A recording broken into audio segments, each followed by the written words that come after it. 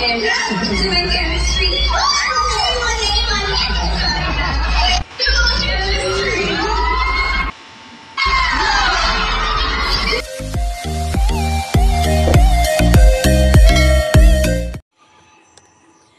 na hataw nga ang Kim Pao kahapon. Kumusta na kaya ang mga fans na andoon na todo sigaw? Aba, sigurado na mamaos na yan. Pero kasalanan nga raw ng Kim Pao.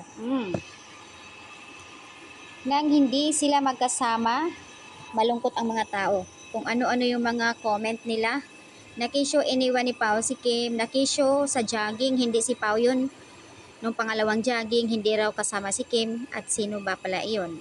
Ngayon, nakita nila sa ASAP, California ang dalawa na mamaos kakasigaw. Tuwang-tuwa sila. So yun yung point nila na parang transparent na makikita nila ng as in live. Pero sa mga clip video na nakikita kahit sa photos na alam nila sila iyon, parang ayaw pa nila maniwala. Nakakatuwa naman. Nonchalant ka talaga, grabe. Yung sumasayaw, lahat pakaway-kaway.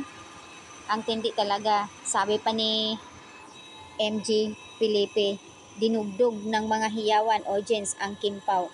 Dinaig pa ang Gen Z ha. Ang lala. Ngayon nasa likuran ka na talaga, Kimi. Si Pao dati, palayo. Ngayon dikit na sila. Pero matatawa ka doon sa isang clip video guys. Grabe yung bakod ni Pao ha. Todo protekta siya. Mayroon lang isang member ng ASAP din na team production ata yun. Panay pa picture sa Kim Pao. So, ginawa ni Pao, yung kamay niya talagang nakatudo bakod sa paa ni Kim. Siguro nga dahil maikli yung short ni Kim, kaya ginawa niya yun. In fairness naman kay Pao.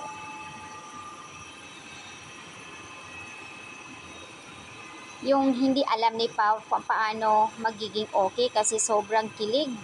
At dagdagan pa ng lahat na nakakasama dyan na sobrang hiyawan.